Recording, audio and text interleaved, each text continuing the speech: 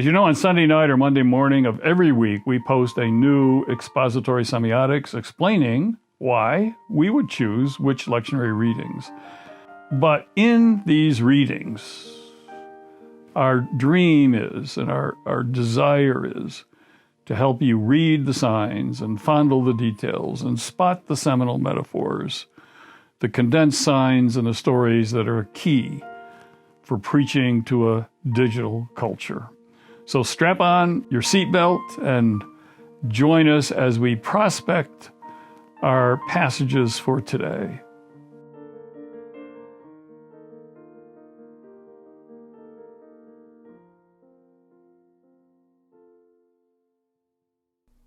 Welcome to vlog number 11, the lectionary readings for the 31st of May, 2020. We're here inside. It's a beautiful day outside because we're dealing with two songs today, two incredible songs. And I wanted to talk to you in front of this sound machine. This is, I call it my mother's tombstone. It is a German piano dating from the 18th century. As you can see, it has dog legs and it's made of pollard oak. It has my mother's favorite gospel, the symbol of the eagle above it. So when you sit at it and play, the eagle is like descending on you. I begin with this because these are two mothers' songs that we're going to be looking at today. Hannah's song and Mary's song. And I want you to hear that because we need to call them, we call it Mary's Magnificat. It's Mary's song. We call it Hannah's praise. No, it's or Hannah's prayer. No, it's Hannah's song. These would have been sung. And this is why this piano is so important to me. When my brothers and I were growing up, we had family prayer twice a day, before school and the last thing before we went to bed. Family prayer could last from anywhere from 15 minutes to an hour. It was called family prayer. It was really Bible school, okay? And mother, sometimes we were late for school because mother got going and teaching some Bible passage to us. And in her mind, it was more important that we get that lesson down right than that we be on time for school. So we had a lot of late excuses we had to deal with, and it was hard to say mother kept us in family prayer too long. But this is here because, and I got this after my mother died. I got her a tombstone for her grave, but I also got this as a lasting memorial for me, a semiotic of her life. Because when we had family prayer of an evening, we would get up from our knees. We always end on our knees. And then we would scamper up the stairs. It's a very small house on a place called Hungry Hill. And we'd scamper up the stairs, get in bed. She didn't tuck us in, but she then went to this old beat up upright piano and tried to keep it as best she could in tune. But she would tuck us in musically. And we would call down to her the songs that we wanted her to play and sing for us. So she had a bunch of hymn books there, and she knew a lot of them by heart. But that's how I learned basically to wean myself from sleep, because I was always going to be the last one with the last request. And so my brothers would go to sleep before I would. And then sometimes I get rewarded by, well, you can come down if everybody else is asleep. And so I come down and have some more time and maybe even get some ice cream. It was really, if I was really good. But so I was brought up with a soundtrack to the story. And it was such a beat up piano that mother worked on. I wanted to get her in memory a real classic and an unusual one and a one-of-a-kind one. I think the date on it is 1786, I think. But we have here today in 2 Samuel, Hannah's song and Mary's song. Two songs, two of the most incredible songs in the scripture. And they are, in many ways, I look at Hannah as a Mary whisperer of the Old Testament. She's the one that is going to kind of prophesy what is to come with Mary. And as Hannah gives up Samuel to Eli, and as Mary gives up Jesus and her life to the Father. They both have this song that they sing. And these are incredible songs. And they are both in our scripture reading today. And that's why they're there. 1 Samuel 2, 1-10, and then Luke 1, 39-57. So our lectionary reading today is really basically the bulk of it. These two songs, Hannah's song and Mary's song. There are a lot of comparisons. There's some contrast, but a lot of comparisons. If you remember that both are unable to conceive, one because her womb was barren, the other because she was a virgin. Both proclaim their primary allegiance and devotion to God. Both overcome their fears and trust in God's promises. In 1 Samuel 1:18, Hannah says, "Let your maidservant find favor in your sight." In Luke 1:38, just before we begin the reading today, Mary says, "Behold, the maidservant of the Lord, let it be to me according to your word." So both of them, let it be. Hannah, let it be. Mary, let it be. Both presented their children to God. Hannah presented Samuel to God in a Nazirite vow. Now, Jesus didn't take a Nazirite vow. A Nazirite vow meant you didn't ever touch wine, you didn't mess with your hair, you were under certain strict codes of regulation. But Jesus was a Nazarene. And he didn't need to do the Nazirite thing because he was, after all, the Son of God. But Mary and Joseph presented Jesus in the temple. Luke 2:22, now when the day of her purification, according to the law of Moses, was completed, they brought him to Jerusalem to present him to the Lord. But the most stunning comparison were these two songs. These two songs, we call them prayers, but they're really songs of adoration, songs of dedication. And I'm so glad the lectionary planners put them together like this. Hannah sang her song when she gave Samuel to Eli the priest. Mary sang her song, which has come to be known as the Magnificat, but really should be known as the song, when she went to visit her cousin Elizabeth, which is the story in the lectionary today. And if you compare them side by side and read them together, there's no doubt that Mary had Hannah's song in her mind when she was singing her song to God. Almost all of Mary's words are from the Psalms. I mean, you can't find hardly anything in Mary's song that is not in the Psalms or even in Hannah's song. It's just the bouillabaisse of psalmody. And I think there's that passage, "Thy word have I hid in my heart. Thy word have I hid in my heart." And we forget what it was like to hide the songs and the stories and the scriptures in our heart so that when we need them the most, they just come out, they just flow. And all of these hidings are now revealed in this song. So Mary's song is a building of Hannah's song. Both Hannah and Mary were alike in one more way. They knew that the child they had conceived was not theirs. Now, I want you to hear this. That child belonged to God. They were given custody. They were given trusteeship. They were given custodianship.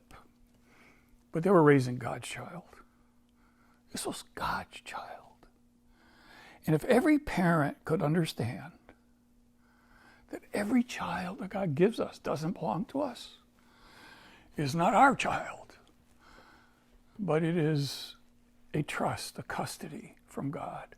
This is God's child, a child that God has formed, God has named, God has claimed. So, we have the privilege of raising them, but we're raising them not for ourselves, we're raising them for God. Now, our psalm today is Psalm 113, and this is one of the more familiar songs because of the songs that we sing. Blessed be the name, blessed be the name, blessed be the name of the Lord. It's an old summer camp song. Blessed be the name. You all can probably, when I say it, some of you can hear it. But what Matt Redman did, he did an ancient future on this in about, 10 years ago or something. This is an 1887 Ralph Hudson song. And he composed one of the most popular praise and worship songs of our day. Blessed be your name. Blessed be your name. And I'm sure when I say that, you can probably hear that song too. So our Romans text is the last one I want to spend a little time with. It is what 1 Corinthians 13 is. It's the love chapter. Well, this is the love chapter of Romans, if you will. This is an account of what love looks like if it's a verb, not a noun, if it's a verb. So let me read it to you. I'm just going to read to you from the NIV here. Love must be sincere. Despise what is evil. Cling to what is good. Be devoted to one another in love. Honor one another above yourselves. Never be lacking in zeal, but keep your spiritual fervor serving the Lord. Be joyful in hope. I love that. Joyful in hope. Patient in affliction. Faithful in prayer. Share with the Lord's people who are in need. Practice hospitality. That is huge. Bless those who persecute you. Bless and do not curse. So he reinforces it. Not to curse them, you're to bless them. Rejoice with those who rejoice. Mourn with those who mourn. Live in harmony with one another. Do not be proud, but be willing to associate with people of low position. Do not be conceited. And I want to just say a few words here about when love becomes a verb and it takes active form. It changes the content and character of our relationships. And we live in a world of transactional relationships. And everything is transactional. And Jesus was not transactional, except about one thing, and I'll get to that in a minute. But he was not transactional about anything except one thing. And we have this transactional understanding, and it's the buzzword, I know, in the business world. Do you have a transactional or a relational marriage? Is a question that kind of people on the circuit like to say. But if you want to know what a transactional relationship is, you just need to look at one text. It's called The Art of the Deal.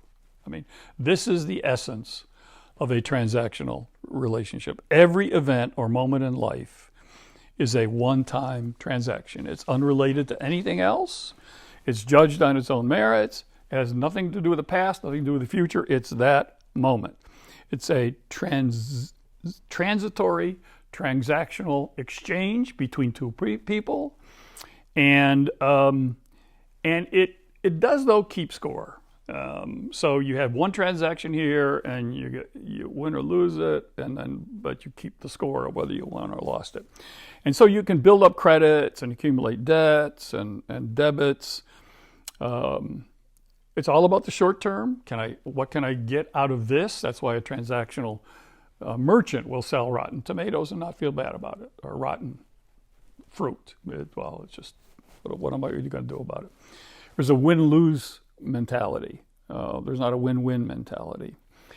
But if you're dealing with love in action, all right, it's not a transactional relationship. The first thing that came to mind was Love Connection, but if somebody remember, there's a show like that, and it was pretty bad. So I'm not going to talk about a love connection relationship, but I'm just going to talk about a connectional relationship as opposed to a transactional relationship. But a connectional relationship is you think of the other person as well as you. There's a mutuality, a reciprocity.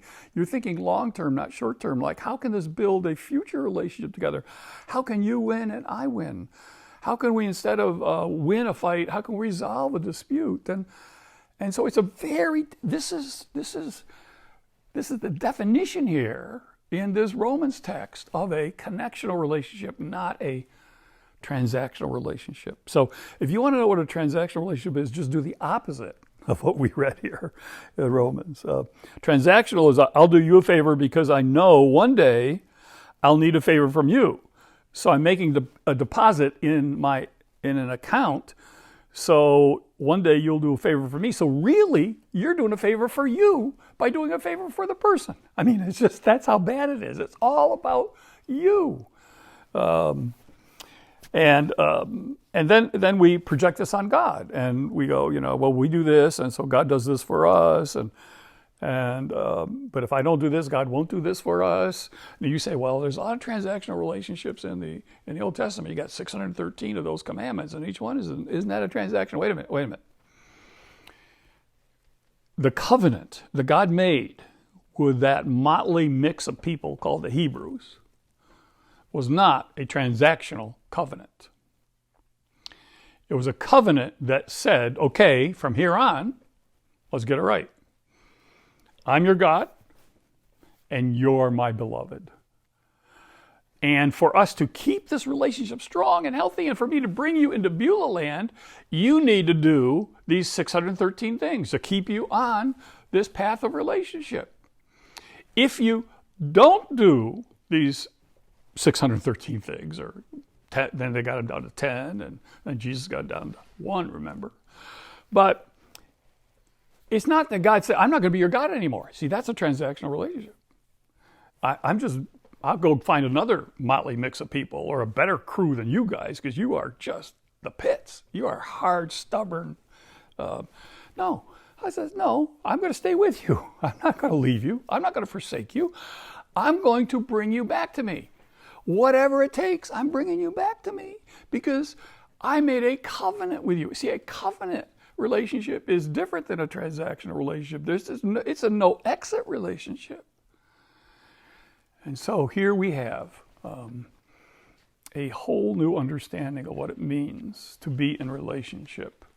And God does not play a transactional game with us. There is such a thing as choice or consequences, but the consequences are not, okay, no more relationship. The consequences is, no, we're still in a relationship, and I'm bringing you back into my relationship and into my love. Now, I said that there was one exception to this, and there's one that I can find, and I just need to say it. I need to just get it out there. Jesus is not transactional about anything except one thing, and that is, you ready? Forgiveness. Forgiveness. Forgiveness is a collaborative process that involves 3 people: the sinned against, the sinner, and God. So we've got 3 people here involved. And almost every time Jesus talks about forgiveness, he mentioned that there is some kind of transactional quality to it. He tells the story, for example, of the man going to his friend. Remember that in the middle of the night asking for bread? And the guy's in bed with his kids. I don't know where the wife is, but the guy's in bed with his kids. And he refuses to answer the door, and the neighbor's persistent, and the neighbor keeps knocking, and the neighbor keeps knocking. And here's what Jesus says. So I say to you, ask and it will be given you. Search and you will find. Knock and the door will be opened to you. For everyone who asks receives. Everyone who searches finds. Everyone who knocks will have the door opened. Can you get this? You will be answered, but you got to knock. You will receive, but you have to ask. You do not have because you have not, because you ask not. So there is this transactional.